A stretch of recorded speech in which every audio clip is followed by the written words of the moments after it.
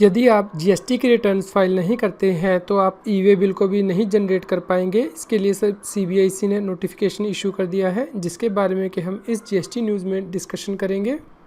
टैक्सील.com के YouTube channel पर मैं सी सतबीर सिंह आपका स्वागत करता हूं। सरकार के द्वारा notification number 74/2018 central tax issue किया गया था ऑन 31 दिसंबर 2018, जिसमें कि सरकार ने रूल नंबर 12 डाला था, यानी कि ये है रूल नंबर 12, जहाँ पे कि रूल नंबर 138 CGST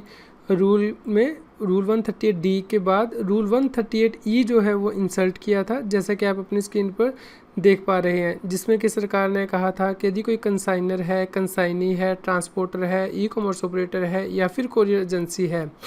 या फिर कोई भी और व्यक्ति है तो वह ई वे बिल का पार्ट ए जनरेट नहीं कर सकता है, भले ही वो सप्लायर हो या फिर रिसिपिएंट हो, यदि उसने जीएसटी की कॉम्पोजिशन स्कीम को ऑप्ट किया है, यानी कि सेक्शन 10 को ऑप्ट किया है, और उसने जीएसटी की रिटर्न को 2 कंसेक्टिव टैक्स पीरियड के लिए फ़ाइल नहीं किया है, यानी कि 2 क्वार्टर के लिए फ़ाइल नहीं किया है, या फिर यदि कोई और व्यक्ति है और उसने कॉन्टीन्यूसली 2 महीनों के लिए अपनी जीएसटी की रिटर्न को फाइल नहीं किया है तो वह ई वे बिल का पार्ट ए जनरेट नहीं कर सकता है। लेकिन इसके साथ ही यहाँ पे प्रोविज़न दी गई थी, जो कि यह कहती थी कि कमिश्नर को यदि आप सफिशेंट ग्राउंड दे देते हैं कि आपने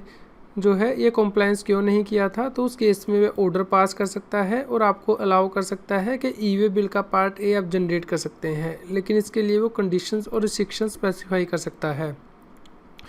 लेकिन यहाँ पे यदि कमिश्नर आपकी रिक्वेस्ट को रिजेक्ट करता है तो उस केस में उसे आपको अपॉर्चुनिटी देनी होगी, उसके बाद ही वो आपकी रिक्वेस्ट को रिजेक्ट कर सकता है। इसके साथ ही यहाँ पे ये प्रोविज़न भी दी गई थी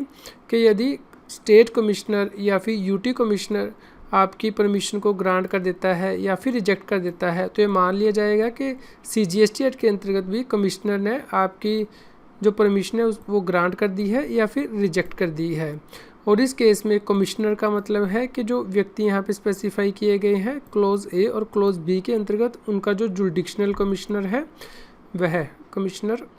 अब सीबीआईसी के द्वारा notification number 22/2019 central tax issue किया गया है ऑन 23 अप्रैल 2019, जिसमें कि सीबीआईसी ने कहा है कि नोटिफिकेशन नंबर 74/2018 सेंट्रल टैक्स में जो रूल नंबर 12 दिया गया था, यानी कि रूल 138 ई जो इंसर्ट किया गया है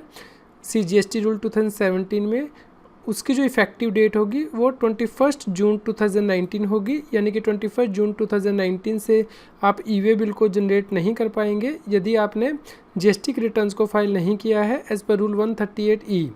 यहाँ पे आपको ध्यान रखना है कि सरकार ने notification number 21/2019 central tax issue किया है ऑन 23 अप्रैल 2019, जिसमें कि सरकार ने कहा है कि जो व्यक्ति जीएसटी की कॉम्पोजिशन स्कीम को ऑप्ट करेगा या फिर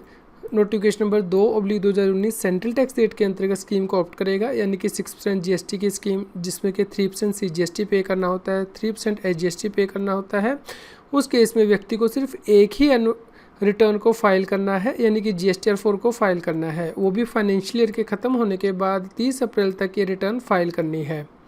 जबकि रूल 138 ई जो सरकार ने इंसर्ट किया है उसमें कहा है कि यदि कॉम्पोजिशन स्कीम का टैक्स पेयर 2 रिटर्नें फाइल नहीं करेगा तो उसका ई वे बिल जो है वो ब्लॉक कर दिया जाएगा।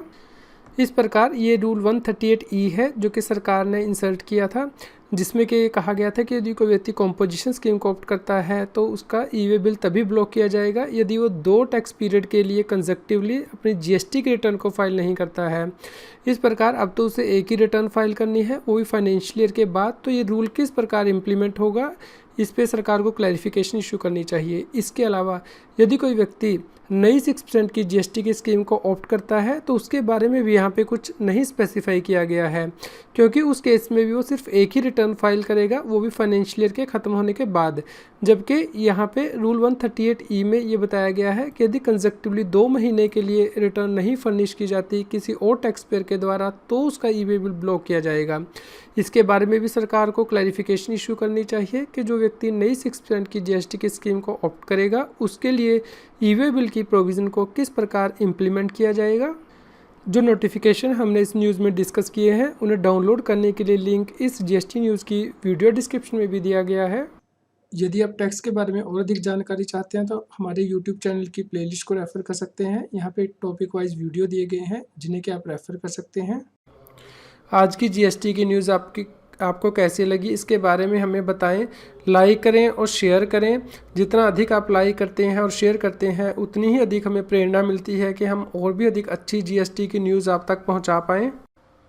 जीएसटी, टैक्स और फाइनेंस के रेगुलर अपडेट के लिए आप टैक्सील की मोबाइल ऐप को गूगल प्ले स्टोर से डाउनलोड कर सकते हैं। इसका लिंक इस वीडियो की डिस्क्रिप्शन में भी दिया गया है।